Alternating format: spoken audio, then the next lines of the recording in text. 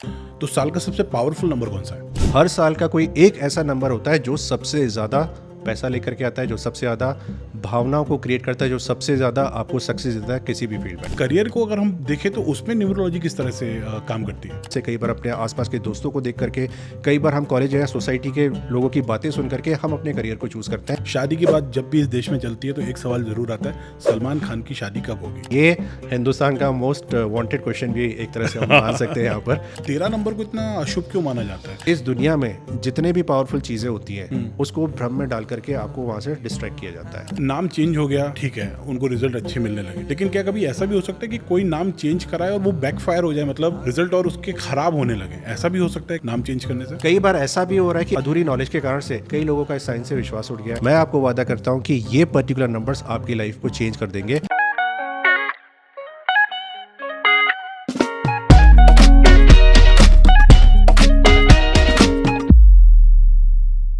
नमस्कार, मैं हूं गौरव और ये है आरजे गौरव टॉक्स, जिसमें इस बार मैं आपको नंबर्स के बारे में बहुत सारी जानकारी आप तक पहुंचाने की कोशिश करने वाला हूं। मतलब मैं घड़ी देख रहा था अभी, तो उसमें भी इतने सारे नंबर्स हैं। हम पैदा होते हैं तो डेट, जिस दिन में हम पैदा हुए, वो एक नंबर, और हमारी ज़िंदगी में नंबर्स का एक बहुत बड़ा योगदान है। तो इसके पीछे का वो जो साइंस है, जिसे हम न्यूमरोलॉजी बोलते हैं, हिंदी में अंक ज्योतिष बोलते हैं, उनका इम्पैक्ट क्या है, ये नंबर्स किस तरह से काम करते हैं और करते भी हैं या नहीं, बहुत सारे लोगों का ये भी सवाल होगा। तो इन सारे सवालों के जवाब आज हमें देने वाले हैं देश के जाने माने न्यूमरोलॉजिस्ट यानी अंक ज्योतिषी श्री राजीव लीला रमानी जी। बहुत बहुत स्वागत है सर आपका।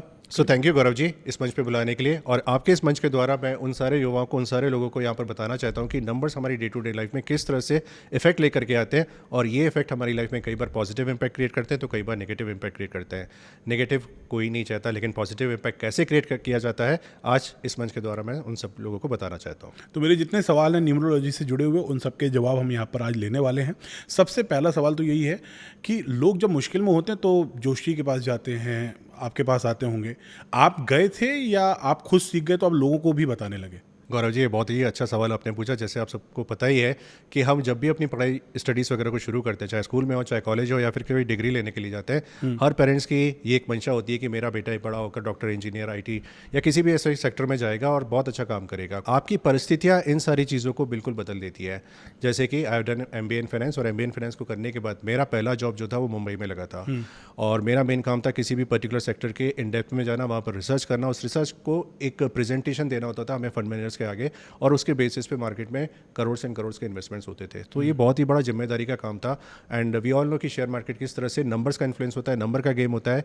इसी तरह से हम यहाँ पर अगर देखें तो हर इंसान की लाइफ में कभी ना कभी कोई ना कोई मुश्किल आती है, प्रॉब्लम आती है, और फिर हम किसी न्यूमरोलॉजिस्ट, वास्तु कंसल्टेंट या एस्ट्रोलॉजर के पास में जाते हैं। मेरे साथ भी ऐसा ही हुआ, और मैं जब किसी न्यूमरोलॉजिस्ट के पास में गया और उसकी बातें सब सुनकर मुझे इतना फैसिनेशन हुआ, मुझे इतना ज़्यादा अट्रैक्ट किया, क्योंकि पहले भी नंबर्स का ही काम था और ये भी नंबर्स का काम है।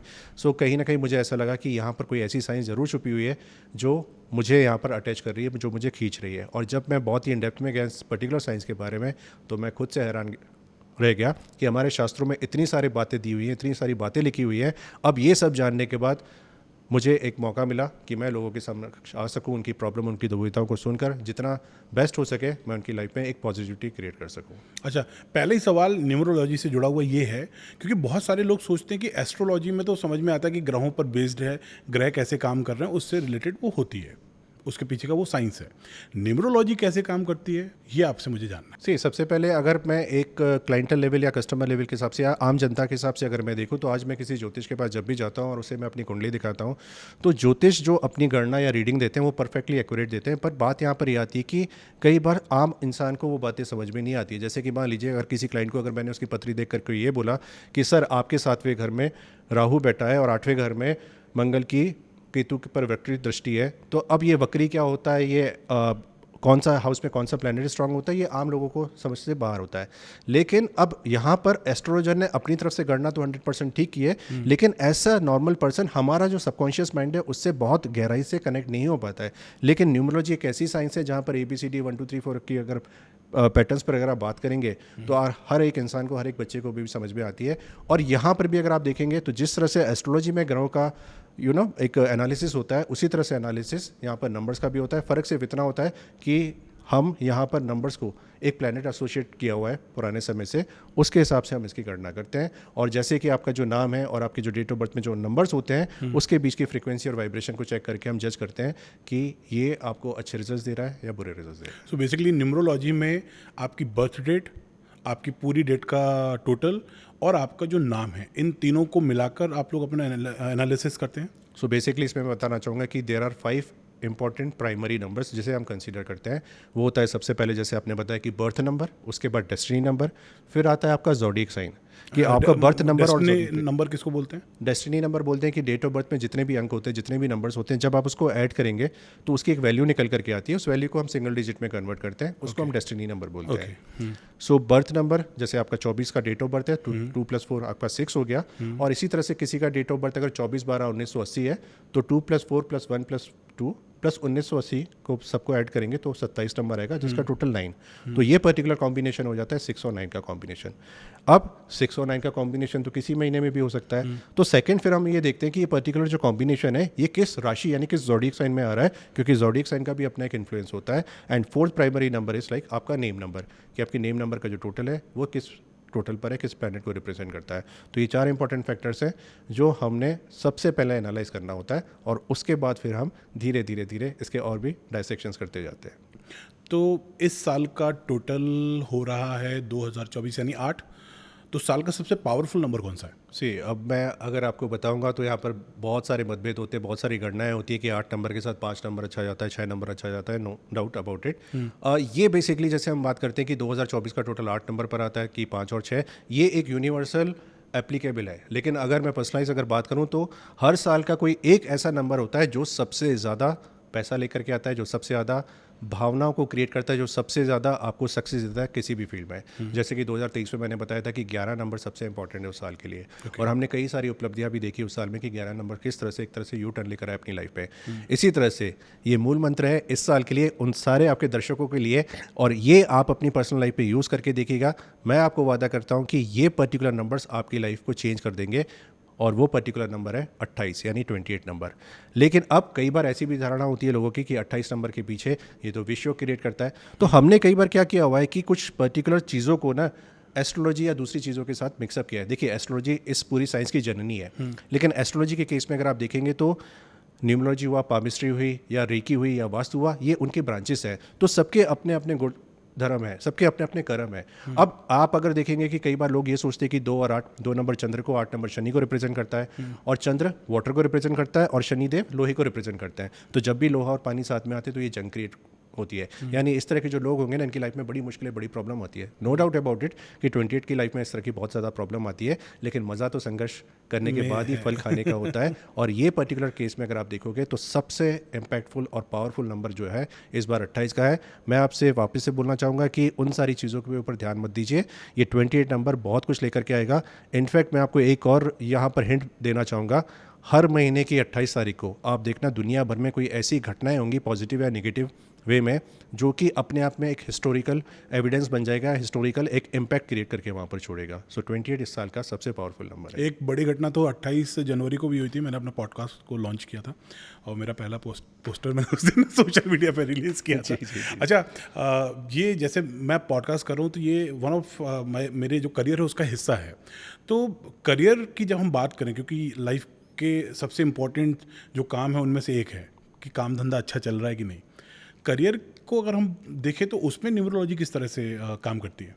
गौरव जी, इसमें मैं आपको बोलना चाहूँगा कि करियर के लिए numerology is the best option. वो इसलिए भी होता है कि मान लीजिए कि आज हमारे सामने, आज हम पढ़ लिख जाते हैं, सब एक ड्रीम होता है कि हम बड़े होकर ये बनेंगे, लेकिन जैसे जैसे आपके सेक्शंस, आपकी क्लासेस बढ़ती जाती हैं, जैसे जैसे बड़े होते जाते हैं, वैसे वैसे पैटर्न्स हमारे चेंज होते जाते हैं। बचपन में जो हमने सोचा स्कूल और कॉलेज लेवल के बाद वो सारे पैटर्न्स चेंज हो जाते हैं, और फिर हम एक अलग लाइन, एक अलग चीज़ को पकड़ लेते हैं। वहाँ पर होता ये है कि आपके सामने 10 रास्ते होते हैं ओपन, पर हमें ये नहीं पता होता है कि किस रास्ते में हमने जाना है। कई बार सोशल मीडिया के इन्फ्लुएंस से, कई बार अपने आसपास के दोस्तों को देख करके, कई बार हम कॉलेज या सोसाइटी के लोगों की बातें सुन करके हम अपने करियर को चूज़ करते हैं। लेकिन आप अगर अपने नंबर्स के हिसाब से जिस भी करियर को चूज़ करते हैं वो आपको बेस्ट रिजल्ट देता है। तो 10 रास्ते आपके सामने, आपको नहीं पता कि आपने कहाँ पर जाना है, पर आप क्या पकड़ोगे? बाईपास का रास्ता, क्योंकि फ्लैट है, स्मूथ है, बड़ी आराम से चलोगे। लेकिन वो रास्ता आपके लिए है ही नहीं, क्योंकि आप ट्रैक्टर चला कर जा रहे हो। तो ट्रैक्टर का जो काम है वो किसान यानी खेत पे सबसे ज़्यादा वो उपयुक्त हो सकता है, उपयोग दे सकता है। तो हम यहाँ पर ये बताते हैं कि उस 10 के जो 10 रास्ते आपके लिए ईश्वर ने कौन सा रास्ता चुना है, आपके लिए कौन सा बेस्ट रास्ता होगा आपके करियर के हिसाब से। और जब आप उस पर्टिकुलर रास्ते पे चलते हो तो जो आपके अचीवमेंट्स हैं वो जल्दी आपको देखने को मिल जाता है, आपको सक्सेस जल्दी देखने को मिल जाता है। और सबसे बड़ी बात, आपके दिमाग को एक शांति मिलती है कि मैं जो काम कर रहा हूँ, कार्य कर रहा हूँ, वो मेरे फुल सेटिस्फेक्शन के हिसाब से है। सो कहीं ना कहीं अगर आप देखेंगे तो न्यूमरोलॉजी की जो काउंसलिंग होती है यहाँ पर हम हर तरह के लेवल को लोगों को देते हैं। इनफैक्ट आप बिलीव नहीं करेंगे, बड़े से बड़े जैसे लॉयर्स होते हैं या ब्यूरोक्रेट्स होते हैं, वो उन्होंने भी कई बार अपनी लाइन चेंज की है just because about the guidance जो हमने उनको दिया हुआ है। और जब उनको पैटर्न समझ में आया, so they are doing great, really great. यानी कि नंबर्स जो हैं वो आपको दिशा दे सकते हैं और उस दिशा को चुनने में न्यूमरोलॉजी जो है वो एक बड़ा योगदान कर सकती है। बिल्कुल, जैसे कि मैंने बोला कि दिशा हम देते हैं लेकिन दशा आपको डिसाइड करनी होती है, यानी कर्म सबसे प्रधान है, कर्म हमने करना होता है। कई लोगों को ऐसा मानना होता है कि आज न्यूमरोलॉजी है, एस्ट्रोलॉजी, इनकी चीज़ों को उपाय लेकर हम घर पर बैठेंगे और घर पर बैठे बैठे मेरे पास पैसा आ जाएगा, तो ऐसा बिल्कुल भी नहीं है। ये पर्टिकुलर साइंस आपको दिशा दिखाती है, आपको एक गाइडेंस देती है, उस गाइडेंस पर अगर आप अमल करते हो तो ज़रूर आपको बेनिफिट यहाँ पर देखने को मिलेगा। ओके, करियर की बात तो हमने कर ली। लव लाइफ की जब बात आती है और ख़ासकर जब शादी की बात आती है तो एस्ट्रोलॉजी में तो कुंडली मिलवाते हैं और उसके बाद हमें समझ में आता है कि हमारे लिए सूटेबल है या नहीं है। न्यूमरोलॉजी में क्या करते हैं, उसमें क्या तरीका है कि लड़का लड़की एक दूसरे के लिए सही रहेंगे या नहीं रहेंगे? सो गौरव भाई, मैं आपसे ही सबसे पहले पूछना चाहूँगा, आपने भी सुना होगा कि किस तरह से शादी से पहले पत्री का मिलान जो होता है ये हमारे शुरू से कल्चर में है। बिल्कुल। और पत्री में क्या होता है कि 36 गुण होते हैं, तो 36 गुणों में कितने गुण मिल रहे हैं उसके हिसाब से एनालिसिस करके उनको बताया जाता है। न्यूमरोलॉजी का पैटर्न थोड़ा सा यहाँ पर डिफरेंट है। 36 गुण तो नहीं होते, लेकिन यहाँ पर 8 से 10 पैरामीटर ज़रूर होते हैं जिनको मिलाने के बाद हमें एक आइडिया मिल जाता है कि जो लड़के का माइंडसेट है वो किस दिशा में जा रहा है और लड़की की जो डिमांड्स या लड़की का जो माइंडसेट है ये किस दिशा में जा रहा है। तो वहाँ पर एक बात हमेशा मैंने देखी है कि एक यूनिवर्सल ट्रुथ भी है कि दो अपोजिट नेचर के लोग मिलते हैं ना, तो यहाँ पर बनती ज़्यादा है। जब दो सिमिलर नेचर के अगर मिलते हैं तो कई बार गाड़ियाँ चलती तो है लेकिन बोरिंग वे में हो जाती है। कई बार ऐसा होता है कि दो सिमिलर नेचर के बीच में बातें इतनी ज़्यादा बनती हैं कि वो अपनी लाइफ से बोर हो जाते हैं and then they look out for the some other partner. और इस तरह के कई सारे केसेस आते हैं जहाँ पर एक्स्ट्रा मैरिटल के अफेयर होते हैं या फिर आप देखेंगे कि जो डाइवोर्स और तलाक के केसेस है ये बहुत ज़्यादा हद तक बढ़ जाते हैं। बीइंग अ न्यूमरोलॉजिस्ट या कोई भी एस्ट्रोलॉजर है, हम सबका काम होता है रिश्तों को जोड़ने का, ना कि तोड़ने का। तो ये पर्टिकुलर साइंस में जो 8 से 10 पैरामीटर्स है, किसी भी शादी होने से पहले लड़के और लड़की की जो जन्म पत्री होती है, उनका जो बायोडेटा होता है, बहुत ही गहरा अध्ययन करके उनको बताया जाता है। और यहाँ पर हम एक चीज़ का गाइडेंस और भी देते हैं कि मान लीजिए कि लड़की का नॉर्मली आप अगर देखेंगे तो हिंदू रीति रिवाज के हिसाब से लड़की का नाम चेंज होता है, नाम वही रहता है, सरनेम चेंज हो जाता है वहाँ पर। अब सरनेम में भी यहाँ पर डिफरेंट ऑप्शन है। जैसे आप अगर देखेंगे ऐश्वर्या राय थी तो शादी के बाद उन्होंने ऐश्वर्या राय बच्चन कर दिया। अब ऐश्वर्या राय उनको ज़्यादा सूट करेगा, ऐश्वर्या राय बच्चन, या ऐश्वर्या बच्चन ज़्यादा सूट करेगा, यहाँ पर न्यूमरोलॉजी का बहुत बड़ा इफेक्ट आता है। इसी तरह से अब अनुष्का विराट कोहली के केस में अगर आप देखेंगे तो अनुष्का कोहली, अनुष्का विराट कोहली या फिर अनुष्का विराट के नाम से अगर नाम अगर आता है तो कौन सा नाम सबसे बेस्ट सूट करेगा। तो इसमें न्यूमरोलॉजी के पैटर्न से हम सारी स्टडी करके उनको ये सारी चीज़ों का गाइडेंस देते हैं। इसके अलावा आपके जितने व्यूअर्स हैं, मैं इनको एक बहुत ही अच्छी बात यहाँ पर बताना चाहता हूँ और ये रियल टाइम में आप लोग अप्लाई भी करके देखिएगा।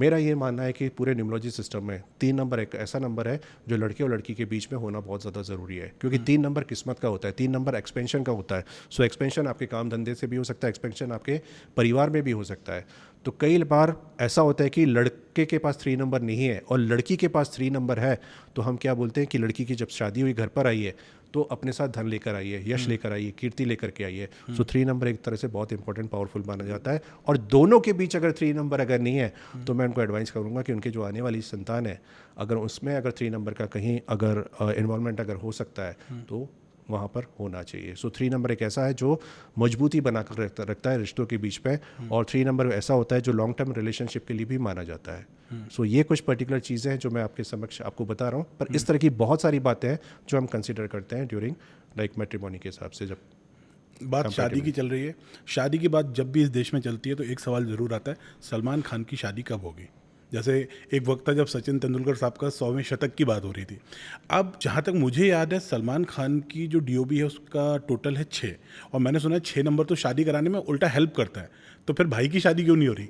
बिल्कुल ठीक सवाल और बहुत ही अच्छा, और ये हिंदुस्तान का मोस्ट वांटेड क्वेश्चन भी एक तरह से हम मान सकते हैं यहाँ पर कि सलमान भाई की शादी क्यों नहीं हो रही है। सो कई सारे ऐसे ऑब्जर्वेशन में देखा गया है। अच्छा, जब भी हम यहाँ पर बात करते हैं ना किसी भी पर्टिकुलर थ्योरी की या किसी पर्टिकुलर साइंस की, चाहे वो एस्ट्रोलॉजी हो, न्यूमरोलॉजी हो, आपका मेडिकल साइंस हो या स्टॉक मार्केट हो, इकोनॉमी हो, accuracy is always around 70 to 75%। 100% accuracy सिर्फ ईश्वर के हाथ में होती है। सो आज कई लोगों को अगर आप देखेंगे, बात करते हैं कि 6 नंबर शादियाँ कराता है, बिकॉज शुक्र का नंबर है। शुक्र यानी वीनस, तो कहीं ना कहीं प्रेम को बढ़ाता है, कनेक्शंस को इंक्रीज करता है और शादियों में भी बहुत ज़्यादा हेल्प करता है। लेकिन ऐसी कई बार केसेस में अगर आप देखोगे, खासकर ये मेरा पर्सनल ऑब्जर्वेशन है, एंड इसमें अगर आप देखेंगे कि जिसका भी डेस्टिनी नंबर का टोटल 33 नंबर पर अगर आता है तो कई केसेस में प्रॉब्लम्स भी देखने को मिली है। जैसे कि सलमान भाई का अगर आप डेट ऑफ बर्थ का टोटल देखेंगे तो 33 पर है। राहुल गांधी जी का भी अगर आप देखेंगे, अभी तक उन्होंने शादी नहीं की तो उनका भी डेट ऑफ बर्थ का टोटल 33 पर आता है। सुनंदा पुष्कर जो थी या शशि थरूर जी जो है उनका भी टोटल 33 का है। या फिर कहीं ना कहीं अगर आप देखेंगे शाइनी आहूजा का भी नंबर 33 पर आता है। सो 33 का डेस्टिनी नंबर किसी के पास भी अगर होता है ना तो उनकी लव मैटर की लाइफ में काफ़ी सारे प्रॉब्लम्स देखने को मिल सकती है। लेकिन इसका मतलब ये नहीं कि इस ब्रह्मांड में जितने भी 33 नंबर के लोग होंगे सबकी लाइफ में प्रॉब्लम्स होंगी। अब यहाँ पर एक जो डेट ऑफ बर्थ है इसमें तो लाखों लोगों ने जन्म लिया होगा, फिर यहाँ पर एनालिसिस होता है आपके नाम के अंदर का। तो जो फ्रीक्वेंसी और वाइब्रेशन आपकी डेट ऑफ बर्थ के अंदर है वही फ्रीक्वेंसी और वाइब्रेशन अगर आपके नाम के अंदर भी होती है तो उस पर्टिकुलर कैटेगरी को और ज़्यादा इन्हेंस कर देती है। सो 33 में बाकी सारे बहुत सारे लोग होंगे जिनकी बहुत अच्छी शादियां भी हुई हैं और उनके अच्छे रिलेशन भी चल रहे हैं। लेकिन इन पर्टिकुलर एग्जाम्पल के हिसाब से अगर मैं बताऊं तो कहीं ना कहीं इशूज़ और लाइफ भी देखने को मिल सकता है। वी होप कि सोनाक्षी सिन्हा का भी जो डेट ऑफ बर्थ का टोटल है वो 33 पर है और हम सब आने वाले टाइम में भी जल्दी देखेंगे कि किस तरह से बैंड बाजा बारात वाली जो चीज़ है उनके घर तक आएगी। वैसे जनता जो है वो तो सलमान भाई की भी शादी का ज़्यादा वेट कर रही है, बाकी देखते हैं कि कब तक उनकी शादी होती है। और छोटा सा एक और पॉइंट गौरव जी, यहाँ पर अगर आप देखेंगे ना कि कई केसेस में देखा गया कि जिसका भी डेस्टिनी नंबर 33 नंबर पर आता है लेकिन उनके फर्स्ट बर्थ नंबर में किसी न किसी तरह से अगर 9 नंबर आ जाता है तो ये थोड़ा सा कॉन्फ्लिक्ट क्रिएट करता है। लेकिन अगेन आपके व्यूअर्स को बोलूँगा कि आप अपने डेट ऑफ बर्थ को इस तरह से एनालिसिस मत करना। ये एक तरह से डॉक्टरी का सर्जरी जैसा पेशा होता है जिसमें बहुत सारी चीज़ों को फैक्टर इन किया जाता है। तो सिर्फ 33 नंबर आपके पास है, आपकी शादी होगी नहीं होगी इस पर विचार बिल्कुल मत कीजिएगा, क्योंकि ऐसे बहुत सारे पैरामीटर्स है जिसको हमने गो थ्रू करना होता है। ओके अच्छा, 1 तारीख को कोई जन्मा हो तो भी उसका नंबर 1, 10 को जन्मा है तो भी, 19 को जन्मा है तो भी और 28 को जन्मा है तो भी। तो इस केस में फिर न्यूमरोलॉजी कैसे काम करती है, क्योंकि सबका तो टोटल एक ही हो गया ना। बिल्कुल ठीक बात है और बहुत ही एक तरह से आपने बहुत ही लॉजिकल क्वेश्चन पूछा और ये जो पर्टिकुलर क्वेश्चन है इसका जो जवाब मैं देने जा रहा हूँ इसको आप सारे व्यूअर्स को मैं बोलना चाहूँगा कि इसको ध्यान से सुने ताकि हम डिफरेंशिएट कर पाएँ सारे के सारे अंकों के बीच में। सो किसी भी नेटिव का जन्म अगर 1, 10, 19, 28 को हुआ है या फिर आप मानेंगे कि किसी का नाम 37 या 46 पर है, अब इनके बीच में डिफरेंस क्या होता है। सो हम सब जानते हैं कि इन सब का टोटल नंबर 1 पर आता है और एक नंबर राजा का होता है। लेकिन यहाँ पर अगर आप देखेंगे तो सिर्फ 1 और 10 तारीख को जन्मे लोग ही राजा की क्वालिटी उनके अंदर देखने को मिलेगी। लेकिन जो 28 तारीख को जन्मा है या 19 तारीख को जन्मा है उनके अंदर क्वालिटीज़ डिफरेंट होती है। सो जो 19 तारीख को जिसने जन्म लिया वो एक शहंशाह, एक बादशाह की तरह होता है। इसी तरह से जो 28 नंबर वाला है वो ना तो राजा होता है ना बादशाह होता है, वो एक लीडर होता है। तो लीडर का काम क्या होता है, खुद आगे बढ़ना और अपने सारे साथ में एम्प्लॉइज़ और स्टाफ और जनता को साथ में लेकर के चलना। इसी तरह से और 37, 46 के बीच का अगर आप देखेंगे 37 नंबर वाला पर्सन बहुत ज़्यादा ज्ञानी आपको दिखेगा। दूसरा, किसी भी केस में आप 37 नंबर, नॉर्मली हम लोग बोलते हैं कि किसी भी उद्योगपति के संतान को या उद्योगपति को 37 नंबर नाम नहीं देना चाहिए, बिकॉज ये रंग से आपको राजा बनाता है। तो किसी गरीब वर्ग के इंसान को या मध्य वर्ग के इंसान को आप 37 नंबर पर नाम देते हो तो नीचे से ऊपर आने के उसके चांसेस बहुत ज़्यादा होता है। ये रंग से राजा आपको बनाता है। लेकिन 46 नंबर जो है ना, अब ये आप टाटा, बिरला, अंबानी, अदानी के बच्चों को दे सकते हो और या फिर किसी भी आम इंसान को दे सकते हो, क्योंकि 46 का जो इन्फ्लुएंस होता है ये पूरे ब्रह्मांड, पूरे दुनिया भर में आपको देखने को मिलेगा। तो मान लीजिए कि कोई क्लाइंट अगर मेरे पास आता है, वो ये बोलता है कि मेरे इतने डायमीटर के अंदर यानी इतने क्षेत्रफल के अंदर, यानी हमारा हिंदुस्तान के अंदर नेम फेम बहुत है लेकिन अब हमने इंपोर्ट और एक्सपोर्ट करना है, मुझे पूरी दुनिया भर में अपना नाम कमाना है, तो उस केस में 46 वहाँ पर हेल्प करता है। सो कहीं ना कहीं अगर आप देखेंगे तो इन सारे नंबर के जो व्याख्यान है, जो इनके इंटरप्रिटेशन है, टोटली यहाँ पर आपको डिफरेंट देखने को मिलेंगे। अच्छा, एक और सवाल मुझे आ रहा है दिमाग में कि न्यूमरोलॉजी में नाम को जब चेंज करना है तब तो पूरा नाम कंसीडर करते हैं, लेकिन जनरली हम किसी को बुलाते उसके नाम से, जैसे मुझे या आपको आपके दोस्त राजीव बोलते होंगे, ऐसे तो नहीं बोलते होंगे कि हाय राजीव लीला रवानी कैसे हो। करेक्ट। तो उससे क्या इम्पैक्ट पड़ता है, मतलब जब नाम पूरा कंसीडर किया जा रहा है तो फिर सिर्फ आगे का नाम को चेंज करना या पीछे के नाम को या प्रॉपर दोनों को मिला के नाम को चेंज करना, कैसे काम करना होता है? सो इस तरह के कई बार सवाल आते हैं कि हमने पूरा नाम तो चेंज करना होता है, लेकिन हम जब सामने वाले इंसान को बुलाते हैं तो फर्स्ट नेम से बुलाते हैं। बिल्कुल। तो फर्स्ट नेम का जो टोटल या उसकी जो वाइब्रेशंस होती है पावरफुल होना चाहिए। पर ऐसा कुछ हद तक नहीं या काफ़ी हद तक नहीं है। वो इसलिए भी कि चलिए गौरव भाई, मैं आपसे ना एक सवाल पूछता हूँ। अमिताभ, शाहरुख, सलमान, ये कौन है? एक्टर। आपके दिमाग में पहले एक्टर आया, लेकिन मैंने सरनेम नहीं लिया, मैंने सिर्फ फर्स्ट नाम लिया। बिल्कुल। ये तो मेरे पड़ोसी भी हो सकते हैं, मेरे पड़ोस में भी कोई अमिताभ नाम का, शाहरुख नाम का, सलमान का नाम का हो ही सकता है। लेकिन क्या होता है कि पूरे नाम की पर्सनालिटी इतनी ज़्यादा फेमस है, आज दुनिया भर में अमिताभ बच्चन, सलमान खान, शाहरुख खान को हर कोई जानता है। तो जब भी हम बात करते हैं, जब इनका फर्स्ट नेम लेकर आते हैं, तो इन्होंने जो नेम फेम पूरे नाम से कमाया, आज छोटे नाम से, फर्स्ट नेम से इनका कनेक्शन बैठता है वहाँ पर। तो कल को अगर कोई बोलेगा कि ब्रॉडकास्ट अगर हमने कराना है, तो अगर मैं बोलूँगा आपका पूरे नाम को लेकर के, तो वो इम्पैक्ट जो आप अपने पूरे नाम से क्रिएट करोगे, तो जब भी कोई बोलेगा कि अरे पॉडकास्ट करना है तो आप गौरव भाई के पास जाओ, तो गौरव यानी फिर सिर्फ आप ही के हिसाब से वो चीज़ें करेक्ट होंगी। तो फुल नाम का जो इंप्रेशन होता है, ये सबसे पावरफुल होता है। देखिए, हमारा जो पहला नाम होता है वो मेरी पर्सनैलिटी को दर्शाएगा, लेकिन मेरा सरनेम पीछे लग जाने से क्या होगा, वो हमारे पितरों का आशीर्वाद है। वो पितरों से हेरिडिटी के हिसाब से वो लगातार चलता हुआ आ रहा है, तो वहाँ पर उनकी ब्लेसिंग्स होती है। तो मैं एज एन इंडिविजुअल प्लस मेरी ब्लेसिंग्स यानी हेरिडिटी यानी पितरों की ब्लेसिंग, जब ये दोनों कंबाइन होकर एक पावरफुल टोटल पर आते हैं, तो इसके रिजल्ट्स और भी ज़्यादा बेहतर देखने को मिलते हैं। ओके, मतलब कि कंसीडर पूरे नाम को किया जाता है। पूरी तरह से, पूरी तरह से। और इसमें मैं आपको एक और चीज़ बताऊंगा कि कई लोग ऐसा सोचते हैं कि हमने अपने लास्ट नेम को नहीं लगाना है, तो आप अगर देखेंगे कि उनकी लाइफ में भी बड़े चैलेंजेस आते हैं। नो डाउट उन्होंने पैसा कमा लिया होगा, लेकिन एक मानसिक जो सुख होता है कई बार देखने को नहीं मिलता है। तो ऐसे इंडिया में भी कई एग्जांपल्स हैं, बाहर भी कई एग्जांपल्स हैं, तो यहाँ के एग्जांपल मैं नहीं देना चाहूँगा, बट वैसे अगर आप देखोगे कि शकीरा हुई या मैडोना हुई है, इस तरह के कई सारी पर्सनालिटीज़ हैं जो सिर्फ फर्स्ट नेम को सबसे ज़्यादा उजागर करने की कोशिश करते हैं। इनकी लाइफ में पैसा तो आ जाता है, लेकिन कहीं ना कहीं एक पारिवारिक जो सुख होता है उससे वंचित होने को देखने को मिल सकता है। अच्छा, किसी भी तरह का ज्योतिष हो, भविष्य की जानने की वजह से ही लोग उससे जुड़ते हैं। आपने 2023 बीते साल में कोई ऐसी भविष्यवाणी करी या ऐसा कुछ बताया, प्रेडिक्शन, जो सच हुआ? गौरव भाई, 2023 से पहले मैं आपको और पीछे लेना चाहूँगा, बिकॉज भविष्यवाणी करना ना अपने आप में एक बहुत बड़ा चैलेंज होता है। और कभी भी आप भविष्यवाणी करते हो ना, तो आपके मन में एक फियर फैक्टर भी होता है कि कहीं ये भविष्यवाणी गलत नहीं हो गई तो गलत या हो फिर गई तो लोग क्या बोलेंगे और फिर मेरे बारे में क्या सोचेंगे। हाँ। और ये पर्टिकुलर सोच सोच के ना मैंने अपने 2-3 साल वेस्ट कर दिए, क्योंकि 17, 18, 19 में जब मैंने पहली बार सोचा कि मुझे फोरकास्ट या प्रेडिक्शंस करनी चाहिए, लेकिन मन में इस तरह का डर सताता था कि अगर नहीं हुआ ऐसा तो क्या होगा। एक्जैक्टली। और कहीं ना कहीं फिर लोग आपको अनफॉलो करना शुरू करेंगे या फिर आपके बारे में 10 बातें बनाएंगे, लेकिन डर के आगे जैसे जीत होती है। तो मैंने 2020 से पहले इसकी शुरुआत हुई थी। तो 2020, 21, 22 में जब मैंने पहली बार शुरुआत की ना, तो मेरी जो प्रेडिक्शन की जो एक्यूरेसी थी, that was beyond my imagination also, and it was somewhere around 70-75% के आसपास, जो अपने आप में बहुत पावरफुल और अच्छी है। हम सब में, इंसानों में एक खासियत होती है कि 70-75% की जो एक्यूरेसी होती है अच्छी मानी जाती है। इसके ऊपर सिर्फ नास्ट्राडामस ही है और कुछ एक दो पर्सनैलिटीज़ है जिनकी 90% तक गई है। लेकिन अगर प्रेडिक्शन की बात करूँ 2023 की, तो वहाँ पर ऑफकोर्स मैंने एक बात बोला था कि 2023 में अगर आप देखेंगे तो 2023 किसका होता है, लाइक अगर 7 नंबर अगर आप देखेंगे तो बहुत ही इन डेप्थ रिसर्च एनालिसिस का, नई नई चीज़ों का, नई क्रिएटिविटी का। और इसमें भी बताया गया था कि किस तरह से आधुनिक युग में एक मेजर ट्रांसफॉर्मेशन आएगा, जो हमने एआई के रूप में देखा। आज अगर आप देखेंगे कि मैन पावर किस तरह से कम होती जा रही है जस्ट बिकॉज ऑफ एआई, सो इसका प्रेडिक्शन 2023 में से पहले ही किया गया था, यानी 2022 के लास्ट में। और इसी तरह से 2023 7 नंबर के केस में अगर आप देखेंगे तो कई बार ये इस तरह की धारणा क्रिएट करता है कि आपको साइको बना देता है, साइकिक बना देता है।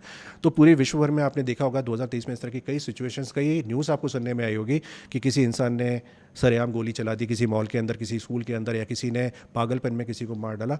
तो ये जो यूनिवर्स की जो एनर्जीज होती है ना, ये बहुत हद तक प्रभावित करती है। सिमिलर केस में अगर आप 2024 में अगर आप देखेंगे तो ये जो पूरी एनर्जी है 8 नंबर की, और 8 नंबर हम सब जानते हैं कि कर्म प्रधान होता है। तो हमारे जो 9 साल के पिछले कर्म थे, उसका रिजल्ट ये 2024 में हम सबको मिलने वाला है। सो ब्रह्मांड की ऊर्जा कौन सी है? शनिदेव की है, जो कर्म के हिसाब से आपको रिजल्ट देंगे। सो आप अगर देखोगे तो यहाँ पर भी आपको मेजर ट्रांसफॉर्मेशन देखने को मिलेगा। 2024 का ये जो साल है, शनिदेव रिप्रेजेंट करते हैं आम जनता को, मासिस को, पब्लिक को।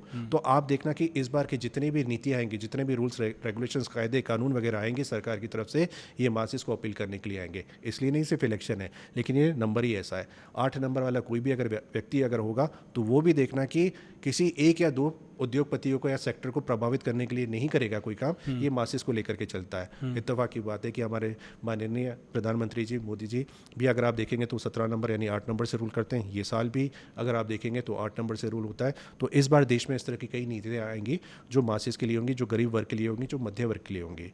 दूसरा, 2024 यानी एक तरह से देखेंगे तो कड़क कानून लाना, अब ये हो सकता है कि बच्चों से रिलेटेड, महिलाओं के ऊपर जो अपराध हो रहे हैं उनसे रिलेटेड टैक्सेशन को लेकर के यहाँ पर बहुत बड़े बड़े अनाउंसमेंट आने वाले समय में हो सकती है। इनफैक्ट अगर आप देखोगे कि 2024 में इस बार खासकर अगर आप वेदर के हिसाब से अगर हम देखें तो वेदर में भी आपको बहुत ज़्यादा अप्स एंड डाउन्स देखने को मिल सकते हैं। आपने कुछ हद तक 2 या 3 महीनों में एनालाइज किया होगा कि सर्दियों के टाइम पर ज़्यादा गर्मी या गर्मी के मौसम में एकदम से ज़्यादा ठंड का होना, यानी दिन और रात का जो टेम्परेचर एकदम सुबह और रात का टेम्परेचर एकदम कूल और दिन का एकदम गर्मी वाला। अभी रिसेंट में आपको अगर न्यूज़ ध्यान में होगी तो दुबई में ऐसी बारिश हुई जहाँ पर फ्लड जैसी सिचुएशन क्रिएट हो गई थी। अब दुबई जैसे शहर में कोई सोच सकता है या ऐसी जगह पर कोई सोच सकता है कि इतनी बारिश होगी? तो जहाँ पर बारिश होने की संभावना है वहाँ गर्मियाँ ज़्यादा होंगी, या जो ठंड के इलाके हैं वहाँ गर्मियाँ ज़्यादा होंगी, और जो गर्मी वाले इलाके हैं वहाँ ठंड का प्रकोप देखने को मिल सकता है। ग्लोबल वार्मिंग का एक तरह से आप बोल सकते हैं ग्लोबल वार्मिंग बोलिए या ग्लोबल वार्निंग बोलिए, ये किसी भी हद तक 2008 में देखने को मिल सकता है।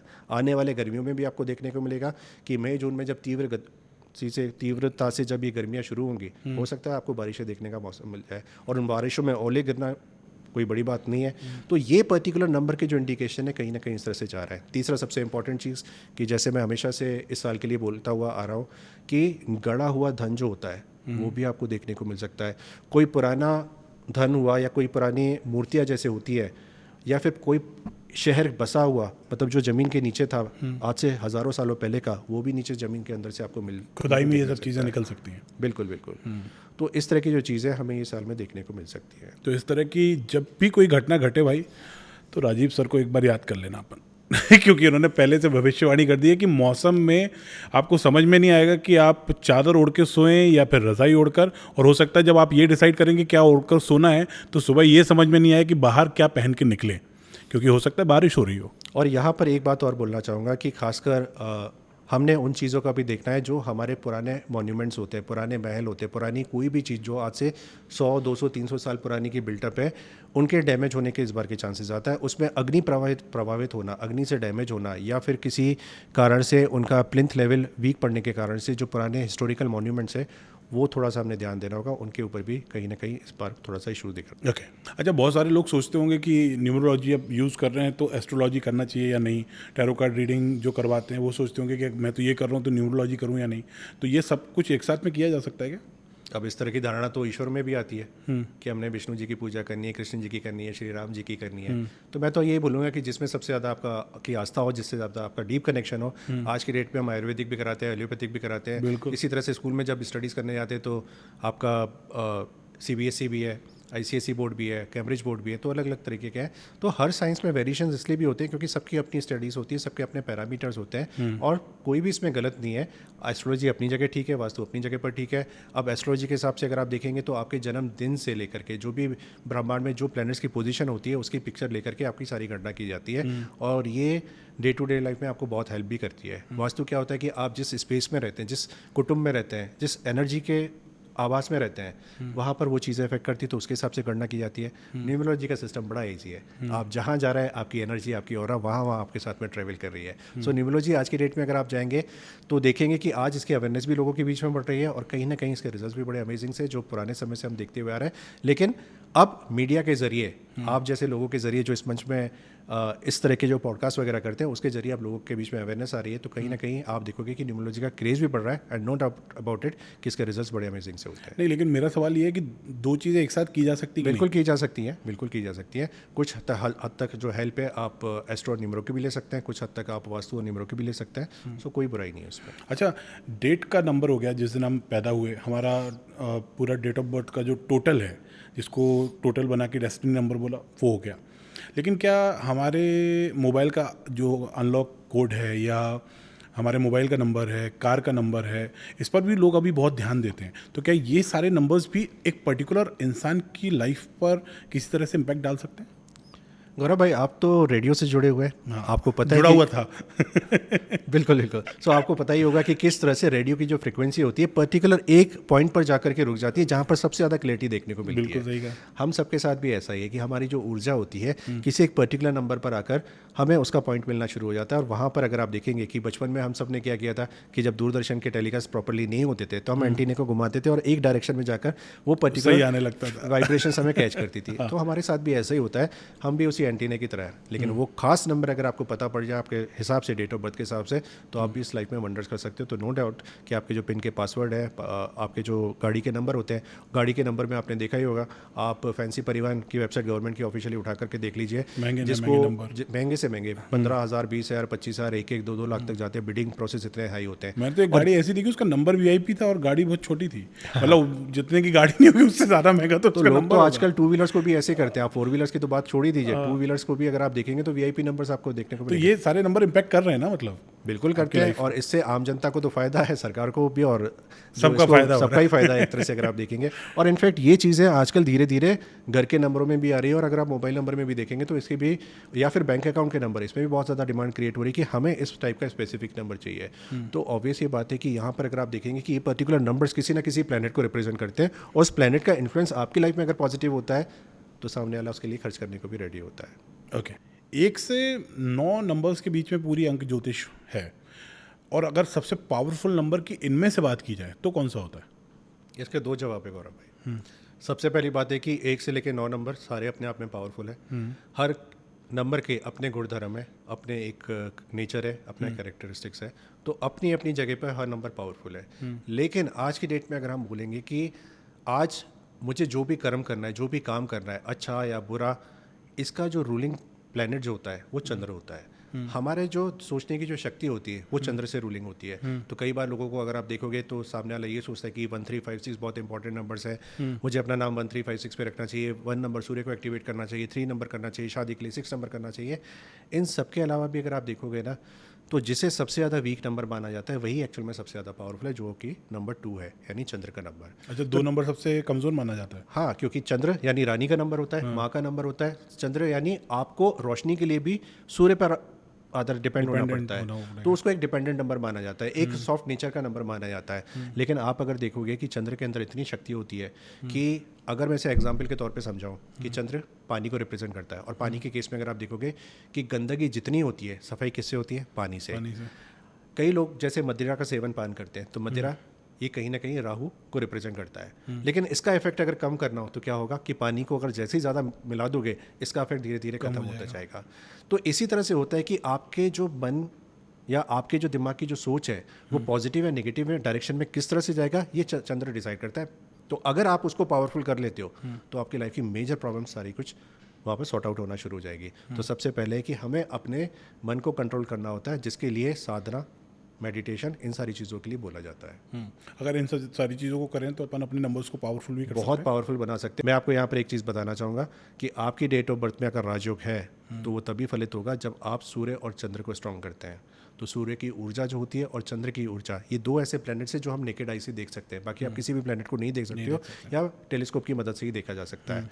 हम अपने व्रत को भी तोड़ते हैं, हम कोई फेस्टिवल भी होता है तो भी सूर्य और चंद्र की अर्घ देते हैं, पूजा वगैरह करते हैं। तो ये दो पावरफुल प्लैनेट ऐसे हैं, आपका कोई भी नंबर हो, आपको इनके साथ जुड़ाव रखना ही रखना है। कई बार लोगों के दिमाग में ऐसा होता है कि मैं 8 नंबर का व्यक्ति हूँ, क्या मुझे 1 नंबर को सूर्य को अर्घ चढ़ाना चाहिए, 1 नंबर की पूजा करनी चाहिए? तो हम इंसान होकर के ईश्वर के लिए इतना सोचते हैं। सोचो उस ईश्वर ने, सूर्य ने अगर ये सोच लिया 8 नंबर के लिए कि भाई तू बाहर निकल, मैं तेरे को बाहर निकलते ही भस्म कर दूंगा, ऐसा पॉसिबल है? नहीं। तो हमारे अंदर भी इस तरह की धारणा बिल्कुल नहीं होनी चाहिए। तो कहीं ना कहीं अगर आप देखोगे तो मेरे हिसाब से नंबर 2 सबसे ज़्यादा पावरफुल है। उससे अगर आपने संतुलन में कर लिया तो बाकी सारे प्लैनेट्स अलाइन होना शुरू हो जाते हैं। अच्छा, अभी तो 11-11 से ज़्यादा टाइम हो चुका है, लेकिन अगला सवाल मेरा उसी से जुड़ा हुआ है। 11-11 मैंने बहुत सारे लोगों की इंस्टा स्टोरी पे, व्हाट्सएप स्टोरी पे लिखा हुआ देखा है। कहते हैं कि ऐसा लिखने से उनकी विशेष पूरी हो जाती हैं, एंजल नंबर होता है ये कुछ। तो ये क्या न्यूमरोलॉजी से जुड़ा हुआ है, या इसके बारे में आपका क्या कहना है? जी गौरव भाई, पूरी तरह से न्यूमरोलॉजी से जुड़ा हुआ है। सो इसके लिए मैं आपको बताना चाहूँगा कि बचपन में हम सबकी एक हैबिट होती थी कि हम छतों पे जाकर सोते थे। कई बार ऐसा होता था कि खेलते खेलते संध्या से किस तरह से रात हो जाती थी, हम छतों पे रहते थे। खाना भी कई बार हमने छतों पे खाया हुआ है। और रात के टाइम पर क्या होता था कि जैसे ही कोई टूटा हुआ तारा देखा, हमने बोला कि अपनी विश मांगो, ये जल्दी फलित होना शुरू हो जाएगी वहाँ पर। अब वो जमाना गया, अब फ्लैट सिस्टम हो गए, हम बड़े शहरों में शिफ्ट हो गए, और धीरे धीरे से कहीं ना कहीं अगर आप देखोगे तो हमने रातों को छतों पर जाना बंद कर दिया है। मेरे को तो याद भी नहीं है लास्ट टाइम छत पे गए कब थे, आसमान को भी सिर उठा के कब देखा। एग्जैक्टली। तो अब अगर आप देखोगे तो 11 नंबर जो होता है ना, ये विश मैनिफेस्टेशन का माना जाता है, ये अलौकिक शक्तियों का माना जाता है, ये विजन का माना जाता है। तो बेसिकली कभी भी सुबह के टाइम या रात के टाइम पर अगर आप 11-11 का समय अगर आप देखते हो तो ये 1 मिनट का जो समय होता है ना, माना जाता है कि इस टाइम अगर आप कोई भी विश अगर मानते हो तो इसके मैनिफेस्टेशन के चांसेस बहुत हद तक बढ़ जाते हैं। और इसमें भी एक बात और आपके पॉडकास्ट के थ्रू यहाँ पर जोड़ना चाहूँगा कि 11:11 पर अगर आपको वेस्ट डायरेक्शन समझ में आता है कि वेस्ट डायरेक्शन किस तरफ है, उस तरफ फेसिंग करके अगर आप करते हो तो आपकी इच्छा पूर्ति और भी जल्दी कंप्लीट होने के चांसेस बढ़ जाते हैं, क्योंकि वास्तु के हिसाब से वेस्ट डायरेक्शन को भी मैनिफेस्टेशन का माना जाता है। अच्छा। इसी तरह से 22 को अगर आप देखेंगे तो 1 से लेकर 9 नंबर जो न्यूमरोलॉजी में नंबर्स होते हैं, ये तो अपने आप में पावरफुल है, लेकिन 3 नंबर इनसे भी कई ज़्यादा पावरफुल माने जाते हैं, और वो है मास्टर नंबर्स, जो कि है 11, 22 और 33। सो 11 नंबर के बारे में जैसे मैंने बताया, इसी तरह से 22 नंबर जो होता है, 22 नंबर मास्टर प्लानर का होता है, मास्टर बिल्डर का नंबर होता है। तो कभी भी कोई भी आपका कोई ऐसा प्रोजेक्ट है जो अधूरा रह गया या जिसको आपने पूर्ण करना है, तो 22:22 पर अगर आप इसका इम्प्लीमेंटेशन करते हो किसी भी तरह से, मेल के थ्रू या किसी को फ़ोन कॉल करके थ्रू या किसी भी तरह से ऑनलाइन अगर आप करते हो, तो 22 चीज़ों को भी ये पूर्ण करने के लिए माना जाता है। और जो 33 नंबर होता है ना, ये इन्फ्लुएंसर्स का माना जाता है। सो कोई भी व्यक्ति अगर है 33 नंबर का, जब भी वो स्पीच देता है, जब भी वो कोई बातें बोलता है, तो मास मीडिया से मास पब्लिक उसे सुनना पसंद करती है।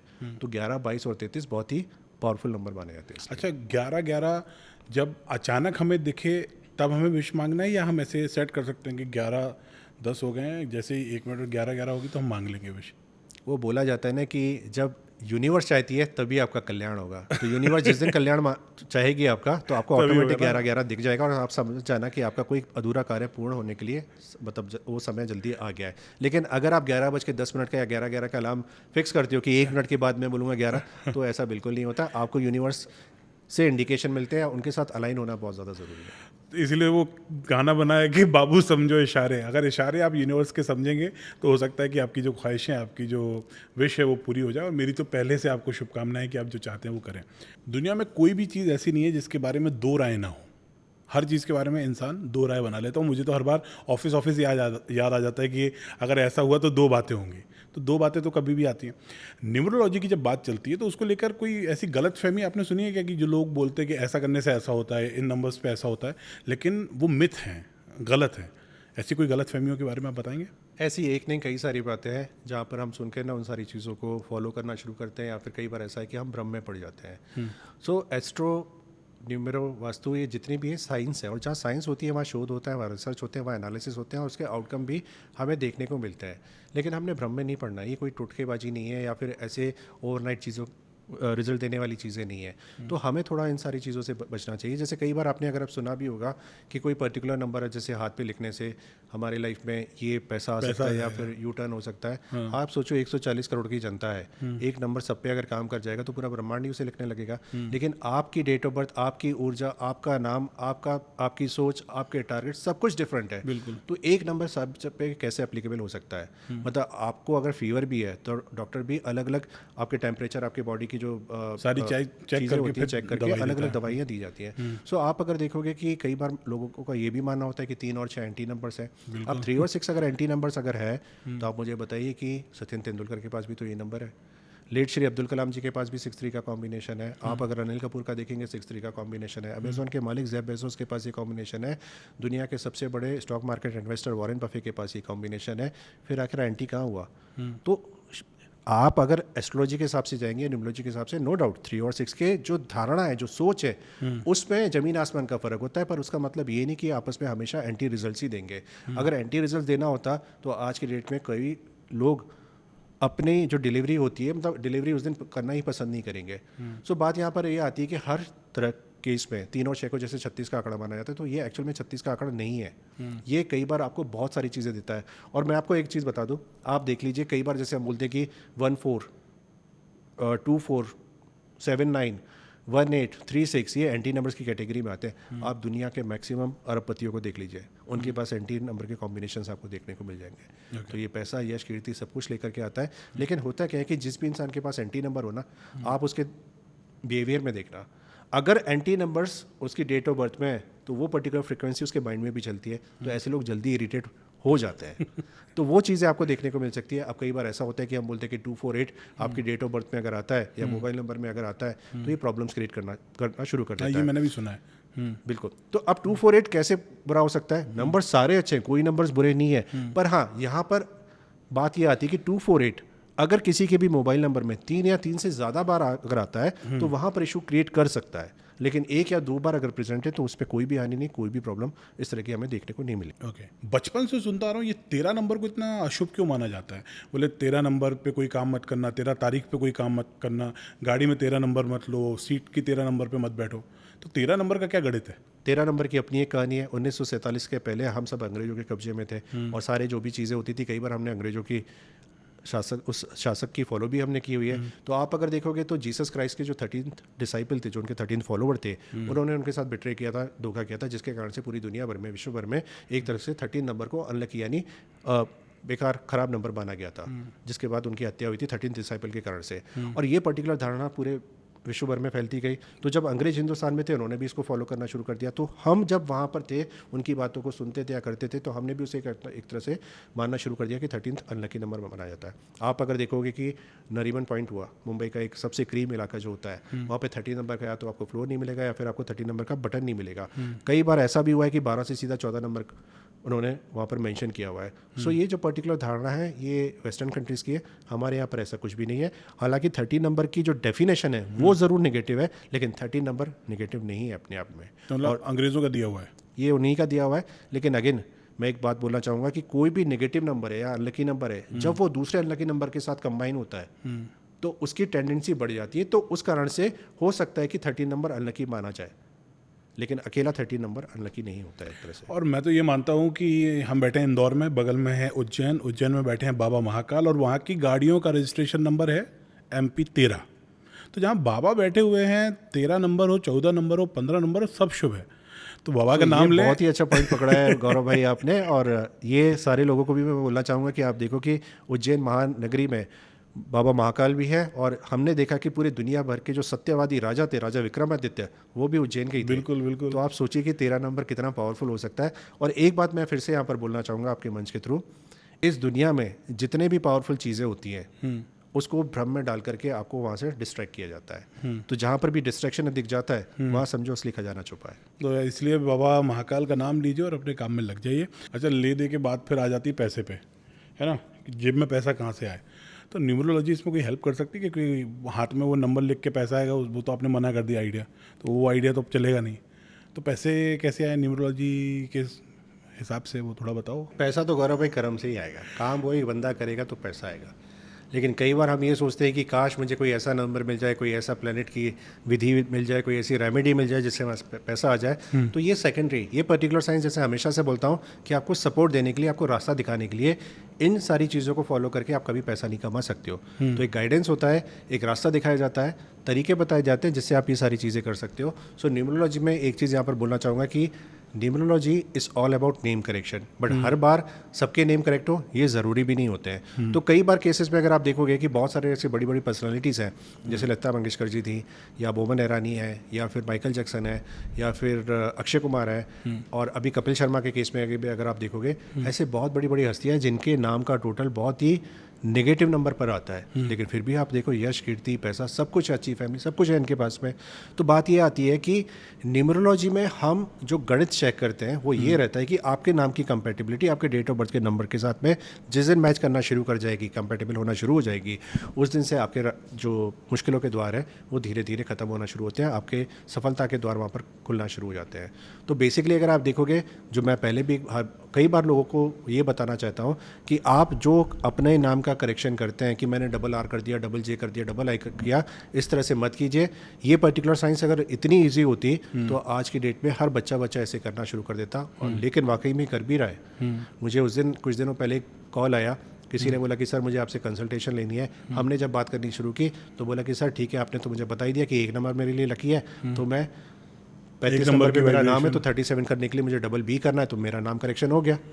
तो इस तरह के जोखिम मत लीजिए, क्योंकि आपको नहीं पता होता है कि आप नेम के करेक्शन में कौन सा लेटर बढ़ा रहे हो। जैसे कि फॉर एग्जांपल किसी का नाम अगर नरेंद्र है, अब नरेंद्र में 2 बार आर आता है, कौन से आर को रिपीट करना है ये आपको नहीं पता होगा, एक न्यूमरोलॉजिस्ट ही आपको बता सकता है।